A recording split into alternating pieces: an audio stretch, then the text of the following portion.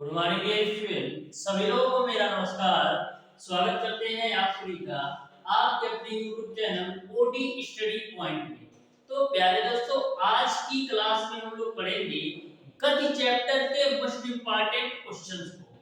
आज आप लोगों के डियर स्टूडेंट गति चैप्टर की तीसरी क्लास है। इसके पहले ऑलरेडी मैंने डियर स्टूडेंट गति चैप्टर पर 2 क्लास ले रखा हूं, जिसमें मैंने आपको पहली क्लास में डियर स्टूडेंट गति के बेसिक कॉन्सेप्ट को बिल्कुल बेहतरीन तरीके से क्लियर करवाया था, और दूसरी क्लास में डियर स्टूडेंट मैंने आपको गति चैप्टर से रिलेटेड 16 क्वेश्चन का सॉल्यूशन बिल्कुल बेहतरीन तरीके से करवाया था।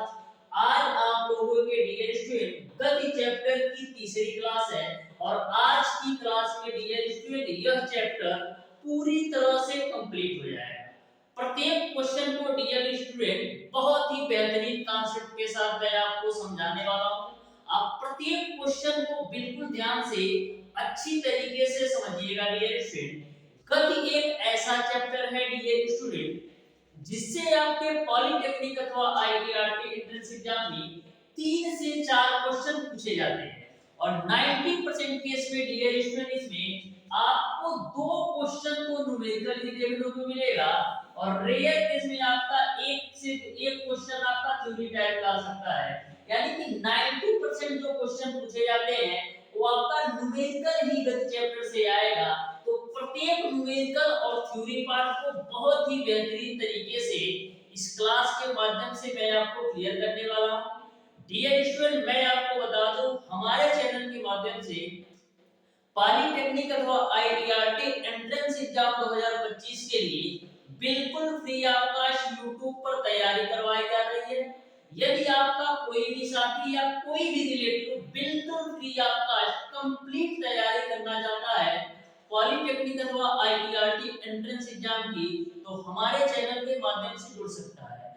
हमारी आपसे रिक्वेस्ट है डियर स्टूडेंट, जो भी स्टूडेंट अभी तक हमारे चैनल ओडी स्टडी पॉइंट को सब्सक्राइब नहीं किए हैं, सब्सक्राइब जरूर कर लेना, और बेल आइकन को भी प्रेस कर लीजिएगा, जिससे हमारी अपकमिंग आने वाली वीडियो का आपको नोटिफिकेशन मिलता रहे। तो चलिए डियर स्टूडेंट, स्टार्ट करते हैं आज की क्लास को।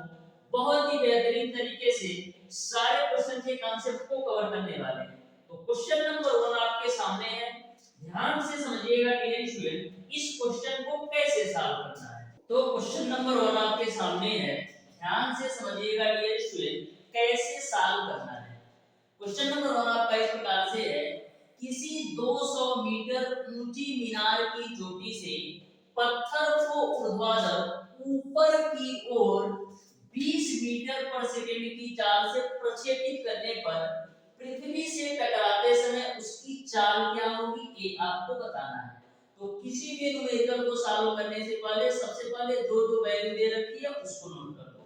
तो यहाँ पर जो h की वैल्यू दे रखी है वो आपको दे रखा है कितना, 200 मीटर। उसके बाद से मीनार की चोटी से पत्थर को ऊर्ध्वाधर ऊपर की ओर 20 मीटर पर सेकंड की चाल से, यानी कि प्रारंभिक वेग v u की वैल्यू आपका है 20 मीटर पर सेकंड, प्रक्षेपित करने पर पृथ्वी से टकराते समय उसकी चाल क्या होगी, यानी अंतिम वेग v की वैल्यू आपको ज्ञात करना है। तो आपको पता है डियर स्टूडेंट, जब कभी भी आपकी कोई भी वस्तु ऊर्ध्वाधर नीचे से ऊपर की तरफ फेंकी जाए, जब कभी भी कोई भी वस्तु ऊर्ध्वाधर नीचे से ऊपर की तरफ फेंकी जाए, तो वहां पर g की वैल्यू आपको निगेटिव लेना होता है। तो g की वैल्यू मैं ले लेता हूं -10 मीटर पर सेकंड स्क्वायर। वहीं पर ध्यान में रखिएगा, जब कभी भी कोई भी वस्तु आपका ऊपर से नीचे की तरफ छोड़ी जाए, तो वहां पर आपको g की वैल्यू पॉजिटिव लेना है। अब आपको पता है गति का तीसरा समीकरण v स्क्वायर बराबर u स्क्वायर प्लस का 2gh होता है। तो यह फार्मूला कब अप्लाई होता है, जब कोई भी वस्तु गुरुत्वीय त्वरण g के अधीन काम कर रही हो, या कोई भी वस्तु ऐसे समझ सकते हो पृथ्वी तल से ऊपर की तरफ फेंकी जाए या ऊपर से पृथ्वी की तरफ आए, तो ऐसे कंडीशन में v स्क्वायर बराबर u स्क्वायर प्लस का 2g है। और जो आपका फार्मूला ए होता है v स्क्वायर बराबर u स्क्वायर प्लस का 2as। यह फार्मूला हम वहां पर अप्लाई करते हैं जहां पर डिस्टेंस कवर की जाती है, यानी कि जहां पर कोई भी वस्तु कोई दूरी तय करती है तो वहां पर हम यह फार्मूला अप्लाई करते हैं। ठीक है, लेकिन कोई भी वस्तु आपका पृथ्वी तल से ऊपर की तरफ फेंकी जाए या ऊपर से पृथ्वी की ओर फेंकी जाए तो वहां पर आपको यह फार्मूला अप्लाई करना है। अब सारे वैल्यू रख दो, तो v स्क्वायर बराबर u की वैल्यू आपका कितना है 20 मीटर पर सेकंड, तो 20 का स्क्वायर करोगे तो 400 प्लस का 2, g की वैल्यू मैंने लिया है माइनस का 10 और h की वैल्यू आपका है 200। तो यहां से डियर स्टूडेंट v स्क्वायर की वैल्यू कितनी मिलेगी 400 माइनस का 2 गुणे 10 20 होगा, 20 का गुणा 200 में करोगे तो 4000 होगा। अब 4000 में से 400 घटाओगे, 4000 में से 400 घटाओगे तो v स्क्वायर की जो वैल्यू मिल जाएगी वो आपको मिल जाएगी 3600। ठीक है, तो v की वैल्यू आपको कितना मिल जाएगी 60 मीटर पर सेकंड। तो इस तरीके से डियर स्टूडेंट पृथ्वी से टकराते समय उसकी चाल 60 मीटर पर सेकंड होगा, यानी ऑप्शन नंबर ए सही हो जाएगा। ध्यान में रखिएगा, आप सोच रहे होंगे कि माइनस क्यों नहीं लगाया, यहाँ पर माइनस और प्लस का कोई मतलब नहीं है क्योंकि चाल है। तो इस तरीके से डियर स्टूडेंट आपका ऑप्शन नंबर ए जो है बिल्कुल राइट आंसर हो जाएगा क्वेश्चन नंबर 1। क्वेश्चन नंबर 2 पर आ जाओ, ध्यान से समझो क्वेश्चन नंबर 2 को भी। ए भी आपका बिल्कुल सिंपल क्वेश्चन है, तो क्वेश्चन नंबर 2 को आप ध्यान से समझिएगा कैसे सॉल्व करना है। क्वेश्चन नंबर 2 आपका है डियर स्टूडेंट, एक कार दो स्थानों के बीच की आधी दूरी 40 किलोमीटर प्रति घंटे की चाल से तथा शेष आधी दूरी 60 किलोमीटर प्रति घंटे की चाल से तय करती है, तो औसत चाल आपको किलोमीटर प्रति घंटा में बताना है। तो ध्यान से इस क्वेश्चन को समझना, एक कार दो स्थानों के बीच की दूरी, आधी दूरी को वह 40 किलोमीटर प्रति घंटे की चाल से तय करती है और शेष आधी दूरी को 60 किलोमीटर प्रति घंटे की चाल से तय करती है, तो औसत चाल आपको किलोमीटर प्रति घंटा में बताना है। तो मैंने मान लिया डियर स्टूडेंट एक कार जो है दो स्थानों के बीच की दूरी आपका ए से बी तक की दूरी आपकी कार जो है तय कर रही है। दो स्थान मैंने ले लिया ए और बी, ए से बी तक की दूरी जो है कार आपको तय कर रही है। यहां तक आपको क्लियर है। क्वेश्चन में बोला है कि आधी दूरी 40 किलोमीटर प्रति घंटे की चाल से, तो यदि मैं मान लेता हूं कि पूरी दूरी d है तो आधी दूरी कितना होगा, आधी दूरी आपका d/2 और यह आधी दूरी आपका d/2। तो क्वेश्चन में बोला है आधी दूरी 40 किलोमीटर प्रति घंटे की चाल से, तो आधी दूरी मैंने लिख दिया 40 किलोमीटर प्रति घंटे की चाल से और शेष आधी दूरी जो है 60 किलोमीटर प्रति घंटे की चाल से तय करती है, तो औसत चाल बताना है। तो मैंने आपको बताया था डियर स्टूडेंट, जब कभी भी दूरी समान हो तो वहां पर आपको औसत चाल बराबर कौन सा फार्मूला लगाना है, औसत चाल बराबर आपका होता है 2xy divided by x plus y kilometre per hour. यह फार्मूला कब अप्लाई होगा, जब दूरी समान हो। देखो यहाँ पर भी दूरी d/2 है और यहाँ पर भी दूरी d/2 है, तो दूरी समान होने के कंडीशन में औसत चाल बराबर 2xy divided by x plus y kilometre प्रति घंटा औसत चाल होती है। जो हमारा चाल तथा समय का बेसिक कांसेप्ट वाला वीडियो देखे होंगे वो इस क्वेश्चन को बिना सोचे समझे 2 सेकंड के अंदर सॉल्व कर सकते हैं।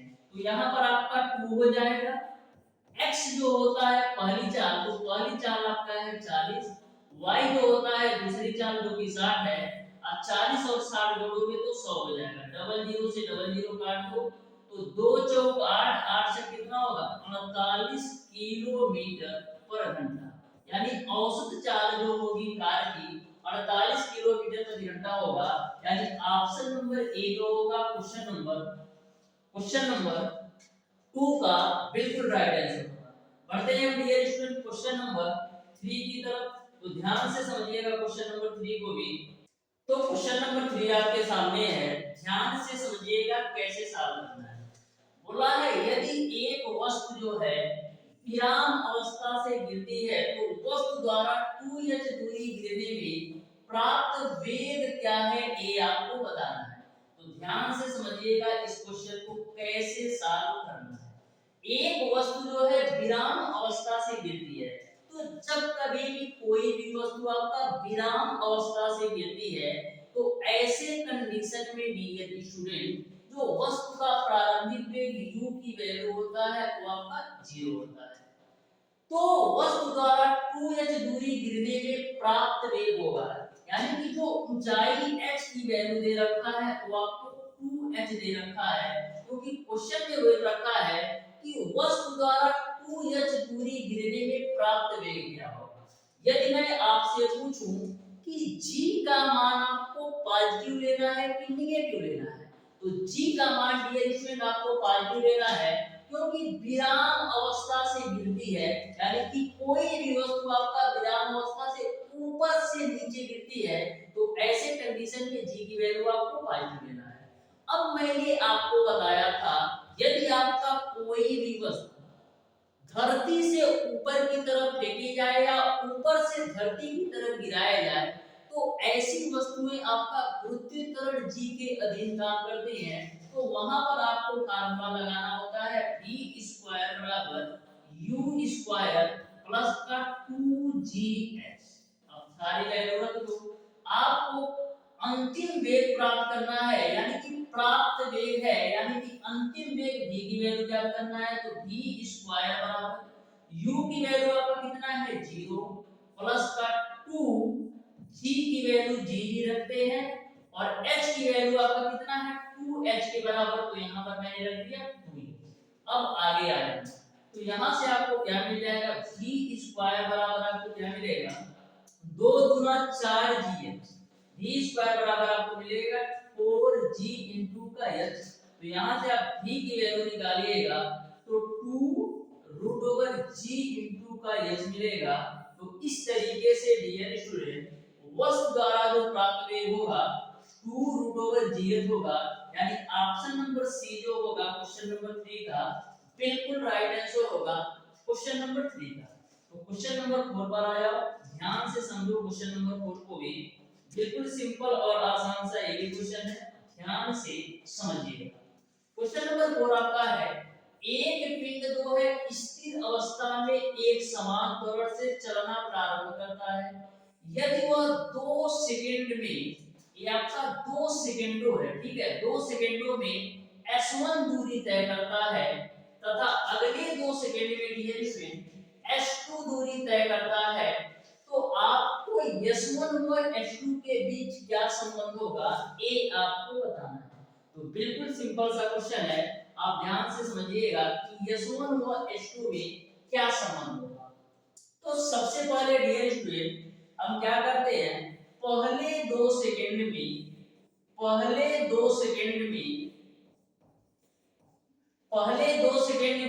पिंड द्वारा चली गई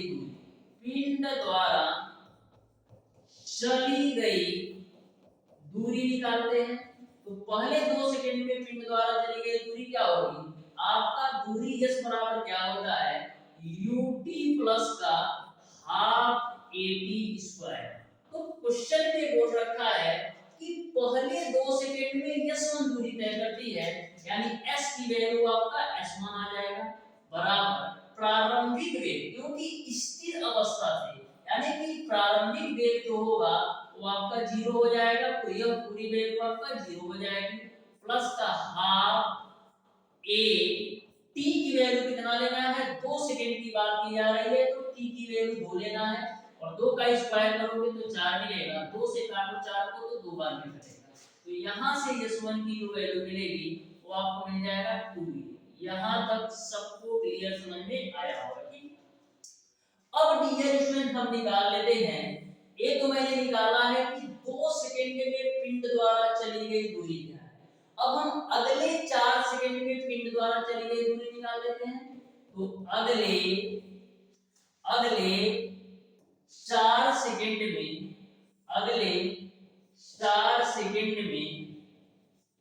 पिंड द्वारा चली गई दूरी, तो अगले 4 सेकंड में पिंड द्वारा चली गई दूरी क्या होगा, तो 2 सेकंड में उसने कितनी दूरी तय की, s1 दूरी तय की, और अगले 2 सेकंड में उसने कितनी दूरी तय की, अगले 2 सेकंड में s2 दूरी तय की। यानी कि वो 4 सेकंड में कितनी दूरी तय कर पा रही है, s1 प्लस का s2।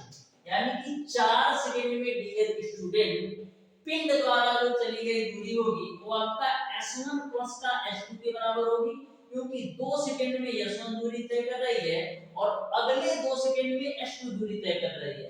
तो 4 सेकंड में जो पिंड द्वारा तय की गई दूरी होगी वो आपका s1 प्लस का s2 होगा, बराबर ut प्लस का हाफ at²। तो यहाँ पर भी आपका प्रारंभिक वेग का मान 0 है तो यह पूरा 0 होगा, प्लस का हाफ a की वैल्यू a रखो, t का मान कितना लेना है, 4 सेकंड की बात की रही है तो t का मान 4 रखोगे, 4 का स्क्वायर करोगे 16, 2 से काटो 16 को तो 8 बार में कटेगा। यानी कि आपको s1 प्लस s2 की वैल्यू मिल जाएगी 8a। यहाँ तक आपको अच्छी तरीके से क्लियर समझ में आ गया होगा कि s1 प्लस s2 बराबर आपका 8a मिल जाएगा। अब आपको पता है कि s1 बराबर 2a है, तो s1 बराबर 2a आप यहाँ पर रखिएगा तो s2 की वैल्यू आपको कितना मिल जाएगा, s2 की वैल्यू आपको मिल जाएगा 6a। अब s1 और s2 में अनुपात निकालो तो s1 बट्टे का s2, तो s1 की वैल्यू आपका कितना है, s1 की वैल्यू आपका है 2a, तो यहाँ पर मैंने रख दिया 2a, और s2 की वैल्यू कितना है 6a, तो 6a मैंने रख दिया। a से a काट दो, फिर 2 से काट देते हैं हम 6 को, तो 2 से आप 6 को काटेंगे तो 3 बार में कटेगा। यानी आपका s2 बराबर कितना मिलेगा, 3s1। तो इस तरीके से डियर स्टूडेंट क्वेश्चन नंबर 4 का जो राइट आंसर होगा वो आपका s2 बराबर 3s1 यानी ऑप्शन नंबर सी जो होगा क्वेश्चन नंबर 4 का बिल्कुल राइट आंसर होगा। बहुत ही बेहतरीन तरीके से समझ में आया होगा। बढ़ते हैं डियर स्टूडेंट क्वेश्चन नंबर 5 की तरफ, ध्यान से समझना क्वेश्चन नंबर 5 को। बिल्कुल सिंपल और आसान सा ये भी क्वेश्चन है, ध्यान से समझिएगा। देखो क्वेश्चन नंबर 5 आपका इस प्रकार से है डियर स्टूडेंट, कलर चेंज कर लेते हैं। बोला है एक इलेक्ट्रॉन 5 × 10⁴ मीटर पर सेकंड के वेग से गतिशील है, विद्युत क्षेत्र में प्रवेश करने पर 1 × 10⁻15 का त्वरण प्राप्त कर लेता है। कितने समय में इलेक्ट्रॉन का वेग प्रारंभिक वेग का दोगुना हो जाएगा, ये आपको बताना है। कितने समय में इलेक्ट्रॉन का वेग प्रारंभिक वेग का दोगुना हो जाएगा, ये आपका बताना है।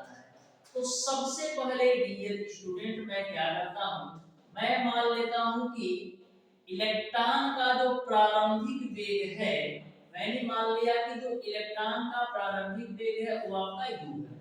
बोला है इलेक्ट्रॉन का वेग प्रारंभिक वेग का दोगुना हो जाएगा, इलेक्ट्रॉन का वेग प्रारंभिक वेग का दोगुना हो जाएगा, तो अंतिम वेग जो होगा वो आपका प्रारंभिक वेग का दोगुना हो जाएगा। तो प्रारंभिक वेग को मैंने u माना है तो 2u हो जाएगा। यहाँ तक आपको क्लियर है।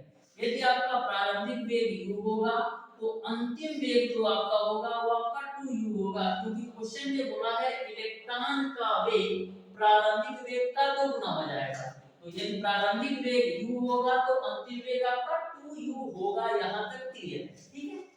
अब आपको पता है डियर स्टूडेंट, अब यहाँ पर आपको दे रखा है जो प्रारंभिक वेग दे रखा है कितना है, एक इलेक्ट्रॉन का 5 × 10⁴ मीटर प्रति सेकंड के वेग से, यानी u की जो वैल्यू है वो आपका है 5 × 10⁴ मीटर पर सेकंड, ठीक है। उसके बाद से प्रवेश करने पर इतने का त्वरण प्राप्त करता है, यानी कि त्वरण a की जो वैल्यू है वो आपका है 1 × 10⁻15 मीटर पर सेकंड स्क्वायर। अब आपको पता है डियर स्टूडेंट गति के पहले समीकरण से v बराबर आपका होता है u प्लस का at। अब v की वैल्यू कितना है, तो v की वैल्यू आपका है 2u बराबर u प्लस का at। तो यहाँ से आप at बराबर निकालिएगा तो 2u में से u घटाइएगा u मिलेगा, तो यहाँ से आपको t बराबर मिल जाएगा u अपान ए। u की वैल्यू आपका कितना है, u की वैल्यू आपका है 5 गुणे 10 पे पावर 4 और a की वैल्यू आपका है 1 गुणे 10 पे पावर 15, 1 गुणे 10 पे पावर 15। तो यहां से आप t की वैल्यू निकालिएगा तो कितना मिलेगा, 5 गुणे 10 पे पावर 15 ऊपर जाएगा तो 10 पे पावर माइनस 15 होगा। अब 10 पे पावर माइनस 15 में से 4 घटेगा तो 10 पे पावर माइनस का 11 सेकंड होगा। तो इस तरीके से डियर स्टूडेंट t की जो वैल्यू होगी 5 गुणे 10 पे पावर माइनस 11 सेकंड होगा। यानी ऑप्शन नंबर ए जो होगा क्वेश्चन नंबर 5 का बिल्कुल राइट आंसर होगा, बिल्कुल राइट आंसर होगा। बढ़ते हैं डियर स्टूडेंट क्वेश्चन नंबर 6 की तरफ। ध्यान से समझिएगा क्वेश्चन नंबर 6। प्रत्येक क्वेश्चन को डियर स्टूडेंट इस तरीके से मैं आपको बता दूंगा ना, यदि एक बार शिद्दत के साथ पूरी क्लास ले लोगे ना तो गति चैप्टर से किसी भी टाइप का कोई भी न्यूमेरिकल या थ्योरेटिकल आपसे पूछ लेगा ना, कभी नहीं छूटेगा। बस दिल से डियर स्टूडेंट एक बार क्लास लेने की जरूरत है, फिर दोबारा क्लास कोई भी देखने की जरूरत ही नहीं पड़ेगी। तो ध्यान से समझो, बोला है कि 20 मीटर ऊंचाई से दो गेंदें 1 सेकंड के अंतराल पर छोड़ी जाती हैं। दोनों के छोड़े जाने के 2 सेकंड बाद उनके बीच की दूरी क्या होगी ये आपको बताना है। तो इस क्वेश्चन के लिए मैं आपको देता हूं 2 मिनट का समय और सॉल्व करके आप बता दो कि इस क्वेश्चन का कौन सा ऑप्शन सही होगा। आ जा किनारे, ओके। तो 2 मिनट का समय है, सॉल्व करके बताओ कौन सा ऑप्शन सही होगा।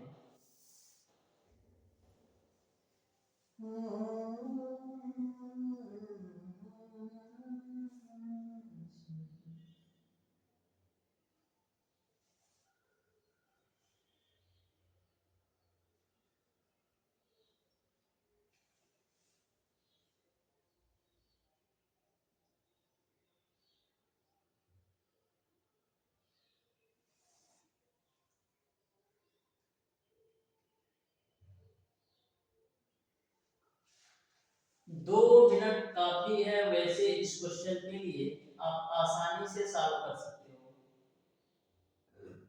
ठीक है ना हो।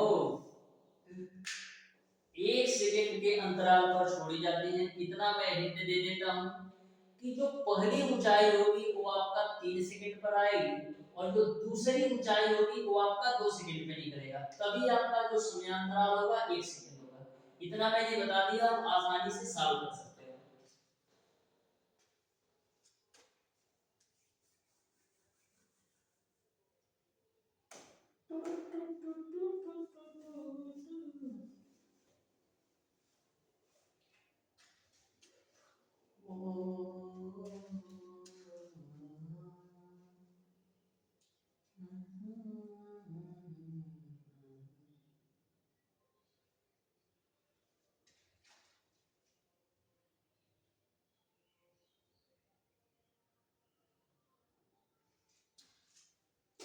लास्ट के 10 सेकंड और हैं।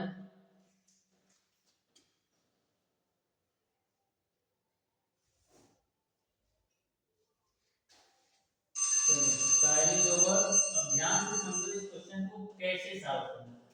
बोला है कि 20 मीटर ऊंचाई से दो गेंदें 1 सेकंड के अंतराल पर छोड़ी जाती हैं। दोनों के छोड़े जाने के 2 सेकंड बाद उनके बीच की दूरी क्या होगी ये आपको बताना है। तो ध्यान से समझो। सबसे पहले मैं मान लेता हूं कि डियर स्टूडेंट 3 सेकंड में गेंद द्वारा 3 सेकंड में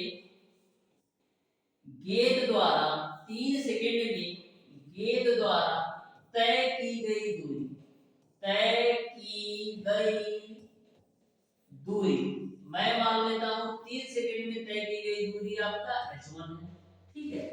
तो h बराबर आपका क्या होता है डियर स्टूडेंट, ut प्लस का हाफ gt स्क्वायर, ठीक है।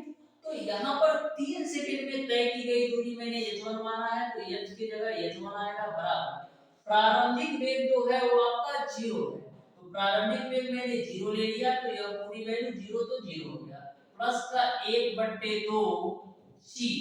टी की वैल्यू कितना लेना है, 3 सेकंड में तय की गई दूरी आपका h1 है, तो टी की वैल्यू आपका 3 आएगा, 3 का स्क्वायर करोगे तो 9 मिलेगा, यानी h1 की वैल्यू यहां से आपको मिल जाएगा 9g बट्टे का 2। यहां तक कोई दिक्कत नहीं होना चाहिए, इसको मान लो आप ऑप्शन नंबर समीकरण नंबर 1।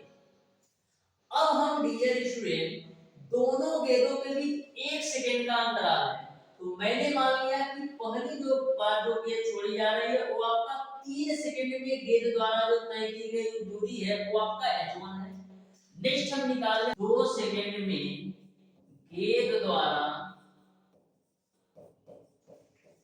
तय की गई दूरी, तय दूरी में मान लेता हूं h2 है, यानी कि 2 सेकंड में गेंद द्वारा जो तय की गई दूरी है उसको मैंने माना है h2, तभी तो आपका जो समयांतराल है 1 सेकंड का आएगा, 3 में से 2 घटाओगे 1 सेकंड आएगा। अब यहाँ पर मैंने h2 माना है तो h2 बराबर आपका क्या मिलेगा, u2 प्लस का हाफ gt स्क्वायर। तो यहाँ पर प्रारंभिक वेग 0 है तो यह पूरा 0 हो जाएगा, प्लस 1/2 g। टी की वैल्यू कितना लेना है, 2 सेकंड, और 2 का स्क्वायर करोगे तो 4 मिलेगा, 2 से 2 काट दो, 2 से 4 को काटो तो 2 बार जी, यानी कि H2 की जो वैल्यू मिलेगी वो आपको मिल जाएगा 2g। यहां तक आपको क्लियर है। तो बोला है कि 2 सेकंड बाद उनके बीच की दूरी निकालना है, तो H1 की वैल्यू आपने 9g/2 निकाला, H2 की वैल्यू आपने 2g निकाला, दोनों के बीच का अंतर निकाल लो, तो H1 माइनस का H2 बराबर क्या होगा, H1 की वैल्यू आपका है 9g/2, H2 की वैल्यू आपका है 2g, इसी को कैलकुलेट करो तो एलसीएम तो आपको मिल जाएगा 2, ठीक है, और यहाँ पर आपको मिलेगा 9g माइनस का 4g, तो 9g में से आप 4g घटाओगे तो आ जाएगा आपका 5g डिवाइडेड बाय 2, इसी को कैलकुलेट कर लो 5g डिवाइडेड बाय 2। तो देखो डियर स्टूडेंट 5g की वैल्यू हम ले लेते हैं 9.8 डिवाइडेड बाय 2, 2 से काटो तो 2 चौका 2 9 18, 5 9 45 और 5 2 20 4 24, यानी कि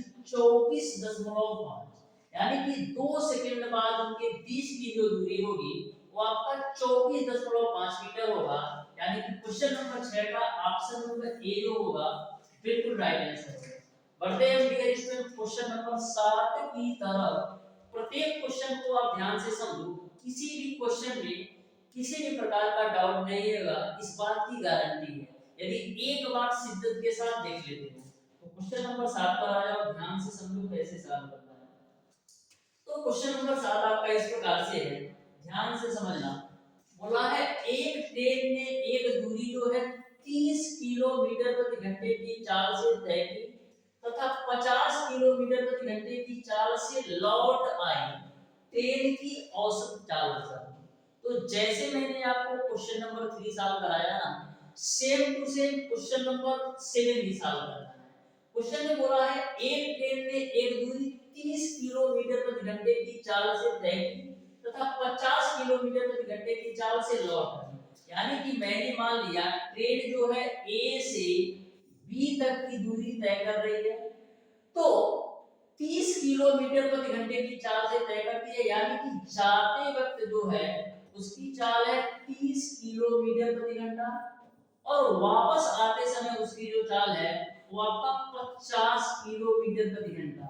तो एक चीज आपको ये समझ में आ रही होगी कि जो हमारी दूरी है वो आपका समान है, उसी दूरी को 30 किलोमीटर प्रति घंटे की चाल से जाता है और उसी दूरी को वापस आते समय 50 किलोमीटर प्रति घंटे की चाल से वापस आता है।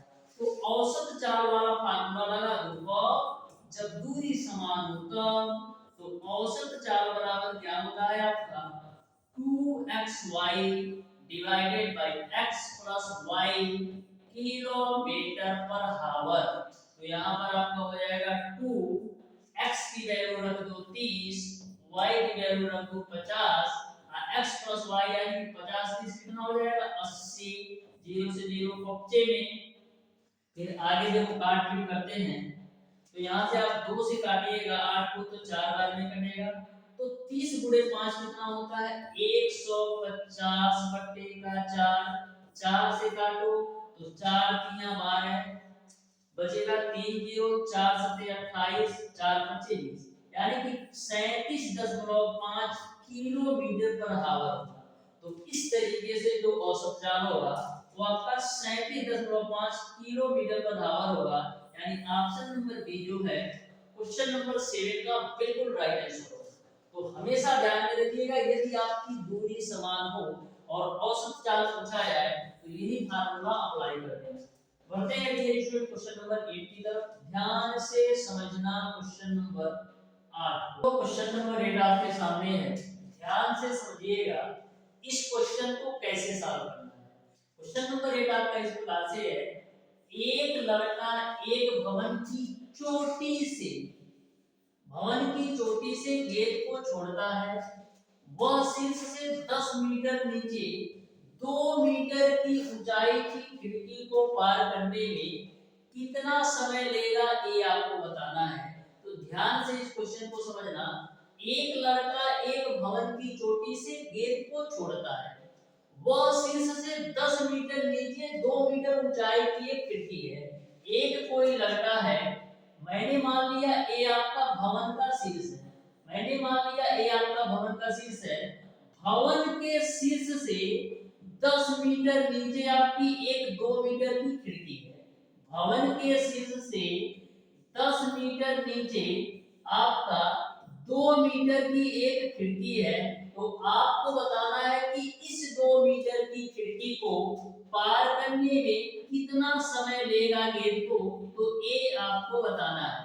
तो यहाँ पर डियर स्टूडेंट भवन के शीर्ष से खिड़की तक की जो दूरी है वो आपका 10 मीटर है, और यदि मैं बात करूं खिड़की के निचले तल से लेकर के भवन के शीर्ष के बीच की दूरी कितनी होगी, तो आप कहोगे 12 मीटर होगा, क्योंकि भवन के शीर्ष से खिड़की तक 10 है और 2 मीटर आपकी खिड़की के आ गई, तो टोटल आपका 12 मीटर आ गई। तो आपको बताना है कि गेंद को इस 2 मीटर खिड़की को पार करने में कितना समय लेगा। तो ध्यान से समझना। सबसे पहले मैं मान लेता हूं डियर स्टूडेंट कि 12 मीटर की ऊंचाई तय करने में, 12 मीटर की दूरी तय करने में गेंद द्वारा जो लिया गया समय है उसको मैं मान लेता हूं कि ये स्टूडेंट की आपका t1 है। 12 मीटर की ऊंचाई तय करने में गेंद द्वारा लिया गया समय मैंने मान लिया t1 है। उसके बाद से मैं मान लेता हूं डियर स्टूडेंट कि इस 10 मीटर की ऊंचाई को कवर करने में गेंद द्वारा जो लिया गया समय है उसको मैं मान लेता हूं t2 है। यहां तक आपको क्लियर है। तो मैं करूंगा क्या, 12 मीटर की ऊंचाई को तय करने में लगे समय में से 10 मीटर की ऊंचाई को कवर करने में लगे समय को घटा दूंगा, तो हमको पता चल जाए कि 2 मीटर की खिड़की को पार करने में कितना समय लगेगा। तो सबसे पहले हम 12 मीटर की ऊंचाई से गिरने में गेंद को लगे समय वाली वैल्यू निकालता हूं। तो h बराबर आपका क्या होता है ut प्लस का हाफ gt स्क्वायर। ठीक है, तो यहाँ पर ऊंचाई आपको कितना लेना है 12 मीटर। प्रारंभिक वेग 0 है तो पूरा 0 हो जाएगा, प्लस का 1/2 g। अब 12 मीटर की ऊंचाई को कवर करने में मैंने माना है समय कितना है t1 है, तो गुणे आपका हो जाएगा t1 का होल स्क्वायर। यहां तक सबको क्लियर है। यहां से डियर स्टूडेंट यदि आप gt1 का होल स्क्वायर की वैल्यू निकालोगे तो मिलेगा आपको 24। तो यहां से आप t1 का होल स्क्वायर की वैल्यू निकालोगे तो 24 बट्टे का आपको मिल जाएगा 10, क्योंकि वृद्धि त्वरण g का मान मैंने रख दिया 10। तो यहां से आपका t1 का होल स्क्वायर की वैल्यू मिल जाएगा 24/10 यानी कि 2.4। तो t1 की वैल्यू आपको मिल जाएगी √2.4। यहां तक आपको क्लियर है। ये तो मैंने निकाला है डियर स्टूडेंट कि 12 मीटर की ऊंचाई से गेंद को गिरने में कितना समय लगेगा। अब डियर स्टूडेंट हम निकाल लेते हैं कि 10 मीटर की ऊंचाई से गेंद को गिरने में लगा समय कितना होगा। तो आपको पता है h बराबर क्या होता है ut प्लस का हाफ gt स्क्वायर। तो ऊंचाई हम कितना ले रहे हैं 10 मीटर, तो h बराबर आपका हो जाएगा 10। प्रारंभिक वेग 0 है तो पूरा 0 बराबर 1/2 और 10 मीटर की ऊंचाई को कवर करने में लगा समय आपका है t2, तो g t2 का होल स्क्वायर मिल जाएगा। तो यहाँ से आपका g t2 का होल स्क्वायर बराबर क्या मिलेगा, g t2 का होल स्क्वायर बराबर आपको क्या मिलेगा, मिल जाएगा आपको 20।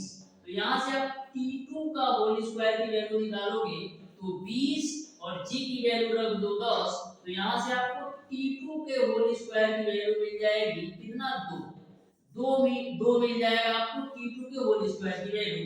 तो यहाँ से डियर स्टूडेंट यदि आप t2 के होल स्क्वायर की वैल्यू 2 है तो t2 की वैल्यू आपको कितना मिल जाएगा, कौड़ी के अंदर 2। अब डियर स्टूडेंट 12 मीटर की ऊंचाई को कवर करने में लगा समय आपका √2.4 है और 10 मीटर ऊंचाई को कवर करने में लगा समय आपका √2 है। तो हम क्या करते हैं, यदि मैं t1 में से t2 को घटा दूंगा तो हमको पता चल जाएगा कि 2 मीटर की खिड़की को पार करने में कितना समय लगेगा। तो t1 की वैल्यू आपका है √2.4 और t2 की वैल्यू आपका है √2। तो √2.4 में से √2 घटाओगे तो आपका समथिंग 0.13 मिल जाएगा। इस तरीके से डियर स्टूडेंट गेज को 2 मीटर ऊंचाई को खिड़की को पार करने में 0.13 सेकंड लगेगा, यानी ऑप्शन नंबर बी जो होगा क्वेश्चन नंबर 8 का बिल्कुल राइट आंसर होगा। बढ़ते हैं डियर स्टूडेंट क्वेश्चन नंबर 9 की तरफ। ध्यान से समझना, प्रत्येक क्वेश्चन अपने आप में बहुत ही महत्वपूर्ण है, बस आप एक बार शिद्दत के साथ ध्यान से समझ लो, कोई दिक्कत नहीं आएगा। तो क्वेश्चन नंबर 9 को ध्यान से समझना। बोला है एक पिंड को ऊर्ध्वाधर रूप से ऊपर की ओर फेंका जाता है, उसे अधिकतम ऊंचाई तक पहुंचाने के लिए t समय लगता है, उसे अधिकतम ऊंचाई का 3/4 तक जाने के लिए कितना समय लगेगा ये आपको बताना है। तो यहाँ पर क्वेश्चन ने बोल रखा है कि अधिकतम ऊंचाई तक जाने में उन्हें यदि t समय लगता है तो ऊंचाई का 3/4 जाने में कितना समय लगेगा ये आपको बताना है। तो ऊंचाई का 3/4 कैसे निकालोगे, तो यदि मैं h में से h/4 घटा दूं तो क्या हमारा 3h/4 आ जाएगा कि नहीं, तो हमारा 3h/4 आ जाएगा। यानी कि हमको 3h/4 में लगा समय निकालने के लिए हमको h ऊंचाई में लगा समय और h/4 ऊंचाई में लगे समय का मान पता होना चाहिए, तभी मैं निकाल सकता हूं कि 3h/4 ऊंचाई को कवर करने में कितना समय लगेगा।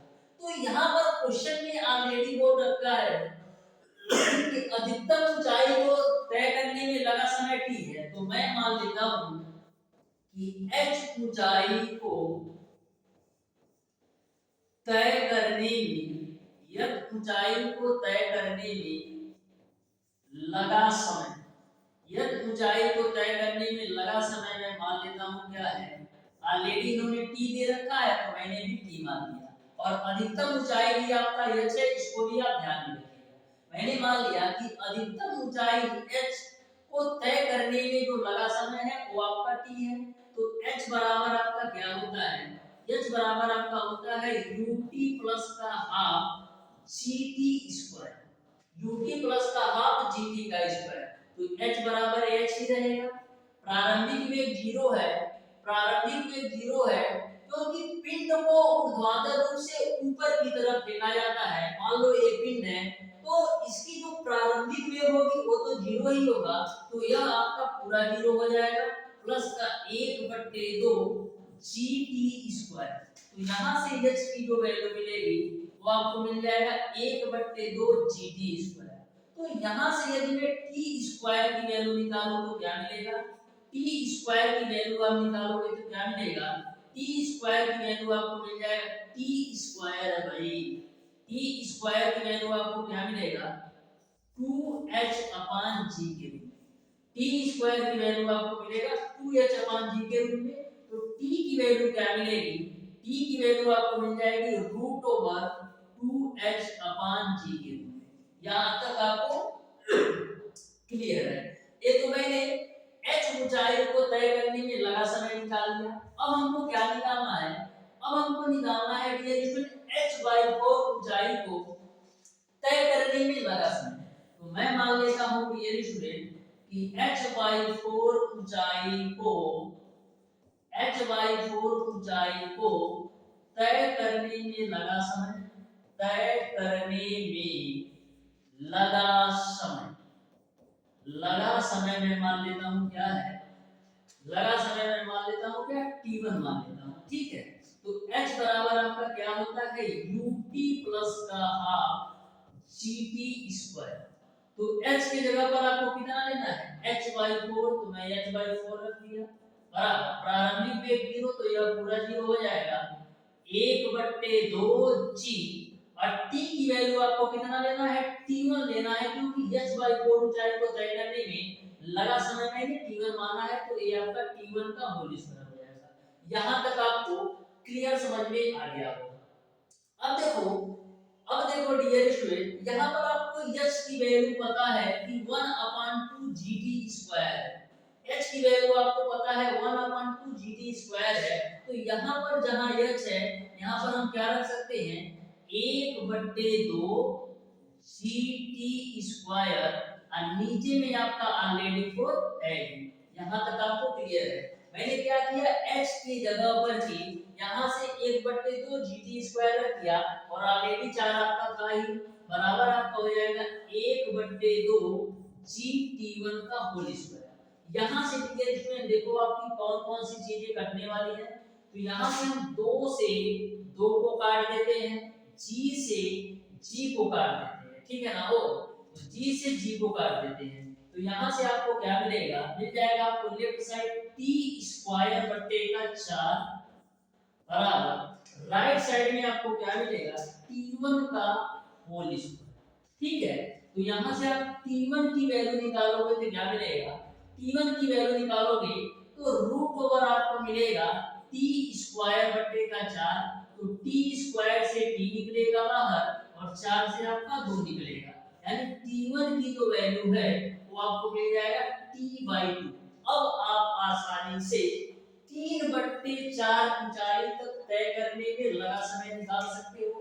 3/4 ऊंचाई तक तय करने में लगा समय अब आप आसानी से निकाल सकते हो। देखो कैसे निकालोगे, तो लगा समय निकालने के लिए हम क्या करेंगे, आपको पता है h ऊंचाई को तय करने में जो लगा समय है वो आपका क्या है, t है, तो t में से आप, और h/4 ऊंचाई को तय करने में लगा समय क्या है, t/2, तो t में से डायरेक्ट t/2 घटा दो, तो t/2 आपको मिल जाएगा, यानी कि 3/4 ऊंचाई को तय करने में जो लगा समय होगा वो आपका कितना हो जाएगा, t/2 हो जाएगा, यानी ऑप्शन नंबर बी जो है बिल्कुल राइट आंसर हो जाएगा। ठीक है, ऑप्शन नंबर बी जो है बिल्कुल राइट आंसर हो जाएगा, क्योंकि h ऊंचाई को तय करने में लगा समय t है, और h/4 ऊंचाई को तय करने में लगा समय आपका t/2 है, तो t में से यदि आप t/2 घटाओगे तो t/2 मिल जाएगा, यानी कि 3/4 ऊंचाई को तय करने में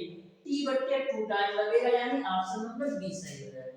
क्वेश्चन नंबर 10 पर आ जाओ, ध्यान से समझना, ये भी क्वेश्चन बिल्कुल सिंपल और आसान सा क्वेश्चन है। देखो क्वेश्चन आपका किस प्रकार से पूछा है, क्वेश्चन नंबर 10 बोला है, गुरुत्व क्षेत्र के किसी ऊंचाई से एक गेंद विरामावस्था से मुक्त रूप से गिरना प्रारंभ करती है, और आधी दूरी जो है t सेकंड में तय कर लेती है, तो उसके द्वारा शेष आधी दूरी तय करने में कितना समय लगेगा, ये आपको बताना है। गेंद क्या है, विरामा अवस्था से मुक्त रूप से गिरना प्रारंभ करती है, और आधी दूरी को तय करने में यदि आपका t समय लगता है, तो शेष आधी दूरी को तय करने में कितना समय लगेगा, ये आपको बताना है। तो यहाँ पर डियर स्टूडेंट आधी दूरी यानी h/2 दूरी को तय करने में उसको कितना t समय लगता है, तो आपको पता है h बराबर क्या होता है, ut प्लस का हाफ gt स्क्वायर। यहाँ पर देखो जो गेंद आपकी है विरामा अवस्था से मुक्त रूप से गिरना प्रारंभ करती है, विरामा अवस्था का मतलब जो प्रारंभिक वेग है 0 है, तो तो यह तो आपका 0 हो जाएगा। तो h बराबर आपका हाफ जीटी स्क्वायर मिलेगा। h की वैल्यू आपको कितना लेना है, h/2। तो h बराबर हम रख देंगे h/2 बराबर आपका हो जाएगा 1/2 जीटी स्क्वायर। यहां तक आपको क्लियर समझ में आ गया होगा। आपको समय निकालना है ना, तो यहां से आप 2 से 2 को काट दो, तो h की जो वैल्यू मिलेगी वो आपको मिल जाएगा जीटी का स्क्वायर। h की जो वैल्यू मिलेगी आपको जीटी का स्क्वायर। अब आगे साफ करते हैं, ध्यान से देखना। ये तो मैंने निकाला है डियर स्टूडेंट कि आधी दूरी को तय करने में लगा समय। यहां से आप टी स्क्वायर की वैल्यू निकालोगे तो क्या मिलेगा, h/g। टी स्क्वायर की वैल्यू निकालोगे तो h/g मिल जाएगा, और टी की वैल्यू भी निकाल सकते हो तो √h/g मिलेगा। यहां तक आपको अच्छी तरीके से समझ में आ गया होगा। ये तो मैंने h/2 दूरी को तय करने में लगा समय निकाला है। अब डियर स्टूडेंट h दूरी को तय करने में लगा समय निकाल लेते हैं। h दूरी को तय करने में लगा समय मैं मान लेता हूं, क्या है आपका t1 है। h दूरी को तय करने में लगा समय मैं मान लेता हूं t1 है। तो h बराबर आपका क्या होता है, ut प्लस का हाफ जीटी स्क्वायर। तो h की जगह पर मैंने h माना ही है, प्रारंभिक में 0 है तो पूरा 0 बराबर 1/2 g। t को मैंने माना है t1, तो t1 का आपका हो जाएगा होल स्क्वायर। अब देखो h बराबर आपको पता है gt स्क्वायर होता है, तो h बराबर gt स्क्वायर यहां पर रख दो, तो h के जगह पर हम रख देते हैं gt स्क्वायर बराबर 1/2 gt1 का होल स्क्वायर। ठीक है ना, हो यहां तक क्लियर है। आपका g से g कैंसिल होगा, g से आपका g कैंसिल होगा, तो यहां से आपका t का होल स्क्वायर बराबर मिल जाएगा 1/2 t1 का होल स्क्वायर। तो यहां से यदि आप t1 का होल स्क्वायर की वैल्यू निकालोगे तो कितना मिलेगा, t1 का होल स्क्वायर की वैल्यू निकालोगे तो 2t स्क्वायर मिलेगा। तो t1 बराबर आपको मिल जाएगा √2 into t। ध्यान में रखिएगा करड़ी के अंदर केवल आपका 2 है, ठीक है, तो t1 की वैल्यू √2t मिल गया।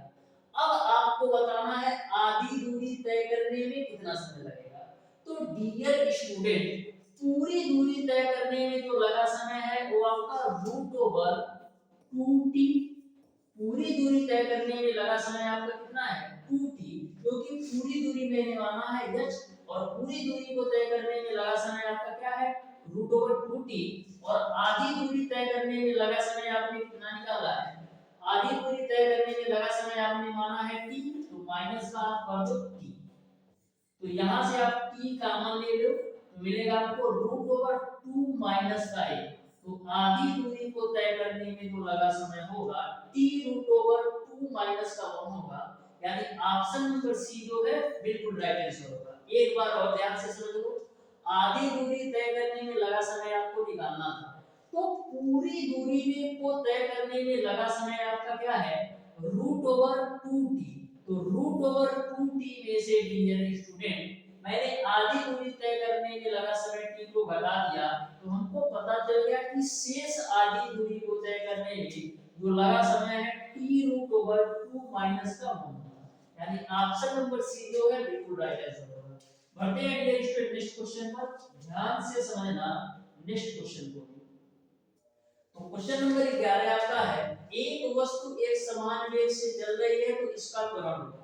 तो मैंने आपको बताया था जब कोई भी वस्तु आपका एक समान त्वरण से चल रही होगी तो वहां पर उसका जो त्वरण होता है शून्य होता है, यानी कि क्वेश्चन नंबर 11 का आपका ऑप्शन नंबर कौन सा बी सही है, ऑप्शन नंबर बी सही है। क्वेश्चन नंबर 12 पर आ जाओ, ध्यान से समझना क्वेश्चन नंबर 12 को भी। ये भी क्वेश्चन आपका बिल्कुल सिंपल सा क्वेश्चन है। क्वेश्चन नंबर 12 आपका इस प्रकार से है, एक पिंड जो है एक समान त्वरण 2 मीटर पर सेकंड स्क्वायर तथा 8 मीटर पर सेकंड के प्रारंभिक वेग से गतिमान है, तो 4 सेकंड पश्चात उसका वेग क्या होगा ये आपको बताना है। तो सबसे पहले जो जो वैल्यू दे रखा है उसको नोट कर लो। एक पिंड समान त्वरण यानी ए की जो वैल्यू दे रखा है वो आपको दे रखा है 2 मीटर पर सेकंड स्क्वायर तथा 8 मीटर पर सेकंड के प्रारंभिक वेग से यानी u की वैल्यू दे रखा है 8 मीटर पर सेकंड। तो 4 सेकंड पश्चात उसका वेग क्या होगा यानी t की जो वैल्यू है वो आपको दे रखा है 4 सेकंड। तो 4 सेकंड पश्चात उसका वेग क्या होगा ये आपको बताना है। तो गति के पहले समीकरण से v बराबर आपका होता है u प्लस का at। तो v की वैल्यू आपको निकालना है। u की वैल्यू आपका है 8 प्लस a की वैल्यू 2 है और t की वैल्यू 4 है। तो 8 और 8 यहां से 16 मीटर पर सेकंड हो जाएगा यानी कि 4 सेकंड बाद उसका जो वेग होगा 16 मीटर पर सेकंड होगा यानी ऑप्शन नंबर ए सही हो जाएगा 16 मीटर पर सेकंड। क्वेश्चन नंबर 12 पर चलते हैं 13 पे। तो ध्यान से समझिएगा क्वेश्चन नंबर 13 को भी। ये भी क्वेश्चन आपका बिल्कुल सिंपल क्वेश्चन है। तो क्वेश्चन नंबर 13 आपके सामने है, ध्यान से समझना। बोला है एक गेंद को भवन के छत से गिराने पर गेंद को जमीन पर पहुंचने में 3 सेकंड लगते हैं। गेंद के पृथ्वी की ओर त्वरण जो है 10 मीटर पर सेकंड स्क्वायर है। तो भवन की ऊंचाई क्या है ये आपको बताना है। बिल्कुल सिंपल क्वेश्चन है। इस क्वेश्चन के लिए आपको मैं देता हूं 1 मिनट का समय, सॉल्व करके बताओ कौन सा ऑप्शन सही होगा। 1 मिनट आपके पास है, सॉल्व करके बताना कौन सा ऑप्शन सही होगा।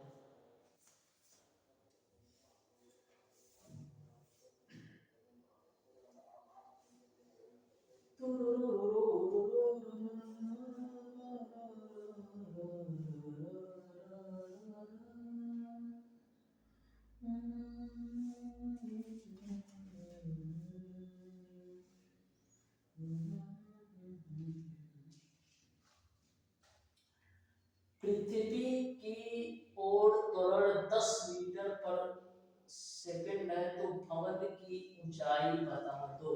ठीक है, तो बिल्कुल सिंपल क्वेश्चन है, ध्यान से समझना कैसे सॉल्व करना है। ठीक है, तो लास्ट के 10 सेकंड और है आपके पास,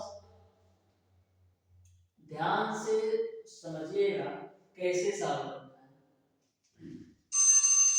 तो टाइम इज ओवर, ध्यान से समझिए कि इसमें कैसे सॉल्व करना है इस क्वेश्चन को।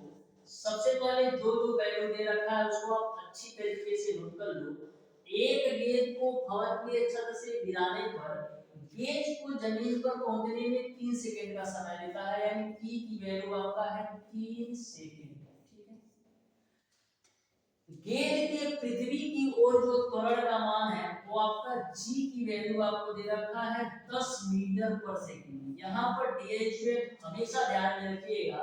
बोला है गेंद के पृथ्वी की ओर त्वरण, गेंद को क्या जमीन पर गिराया जाता है। तो जब भी आपका गुरुत्वाकर्षण के अधीन कोई भी काम हो यानी कि कोई भी वस्तु आपका पृथ्वी तल से ऊपर की तरफ फेंकी जाए या ऊपर से पृथ्वी की ओर फेंकी जाए तो ऐसे कंडीशन में आपको फार्मूला जो अप्लाई करना होता है h बराबर आपका होता है ut प्लस का हाफ gt स्क्वायर।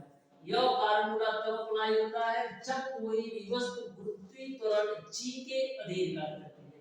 तो यहाँ पर आपको h की वैल्यू बताना है कि भवन की ऊंचाई कितनी है। तो h बराबर प्रारंभिक वेग 0 है तो यह पूरा 0 हो जाएगा बराबर 1/2 g की वैल्यू 10 है और t की वैल्यू आपका कितना है 3। तो 3 का स्क्वायर करोगे 9 मिलेगा। अब 2 से 10 को काटो कितना है 2 25 10 अब 5 नवा कितना हो जाएगा 45 मीटर यानी कि जो भवन की ऊंचाई होगी वो आपका 45 मीटर होगा। बिल्कुल सिंपल सा क्वेश्चन था यानी कि इस क्वेश्चन का ऑप्शन नंबर डी सही हो जाएगा, इनमें से कोई नहीं। तो ध्यान से समझिएगा डियर स्टूडेंट क्वेश्चन नंबर 14 को। ये भी क्वेश्चन आपका बिल्कुल सिंपल क्वेश्चन है, ध्यान से समझना।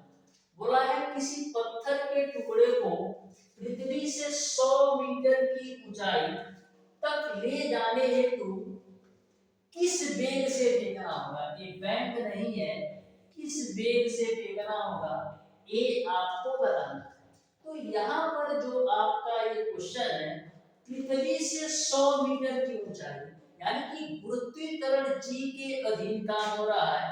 तो ऐसे कंडीशन में आपका कौन सा फार्मूला अप्लाई होगा, ये आपको अच्छी तरीके से पता होना चाहिए। तो आपको पता है गति का तीसरा समीकरण, गुरुत्वीय त्वरण जी के अधीन गति का जो तीसरा समीकरण होता है v स्क्वायर बराबर u स्क्वायर प्लस का 2gh। तो वेग से फेंकना होगा, ये आपको बताना है। तो यहाँ पर आपको v की वैल्यू ज्ञात करना है। तो v स्क्वायर बराबर प्रारंभिक वेग 0 है तो पूरा 0 हो जाएगा, 2 g की वैल्यू हम ले लेते हैं 9.8 और h की वैल्यू आपको दे रखा है 1000। यहाँ तक किसी को कोई कंफ्यूजन नहीं होना चाहिए। अब आपके दिमाग में यह क्वेश्चन बन रहा होगा कि g की वैल्यू हम नेगेटिव लेंगे कि पॉजिटिव। तो पृथ्वी से 100 मीटर की ऊंचाई, पृथ्वी से 100 मीटर की ऊंचाई तक, यानी कि हम क्या कर रहे हैं, नीचे से ऊपर की तरफ फेंक रहे हैं। तो g की वैल्यू आपको क्या लेना है, नेगेटिव। लेकिन चाल के सापेक्ष, यानी कि चाल निकालते समय कभी आपको माइनस प्लस का ध्यान नहीं रखना है। तो v स्क्वायर बराबर आपका क्या आएगा, 2 का गुणा 9.8 में करोगे तो कितना मिलेगा, 2 8 16 2 9 18 19, यानी कि 19.6 गुणे आपको मिलेगा 1000। तो यहाँ से आपको v स्क्वायर की वैल्यू कितना मिल जाएगी, 19.6 का 1000 में गुणा कराओगे तो 1 से आप 1 जीरो को खोपचा में हटा दो तो मिलेगा आपको 196 गुणे का 100। तो यहाँ से v स्क्वायर वर्गमूल निकालो तो v स्क्वायर बराबर आपका कितना है, 196 गुणे 100। तो 196 किसका वर्गमूल है, 14 का, और 100 का वर्गमूल निकालोगे तो 10 आएगा। तो v की वैल्यू मिल जाएगी 14 गुणे 10, यानी कि 140 मीटर पर सेकंड। तो इस तरीके से v का जो मान होगा वो आपका 140 मीटर पर सेकंड, यानी ऑप्शन नंबर ए जो होगा क्वेश्चन नंबर 14 का बिल्कुल राइट आंसर होगा। इस तरीके से डियर स्टूडेंट, आज की क्लास में मैंने आपको बताया है मोशन चैप्टर के लास्ट के 14 क्वेश्चंस को। इस तरीके से 3 क्लास के माध्यम से आपका गति चैप्टर पूरी तरह से मैंने कंप्लीट कर दिया है। फिर भी यदि आपको किसी भी क्वेश्चन में किसी भी प्रकार का डाउट होता है तो आप हमें कमेंट बॉक्स में कमेंट कर सकते हैं। मिलते हैं नेक्स्ट क्लास में, तब तक के लिए धन्यवाद।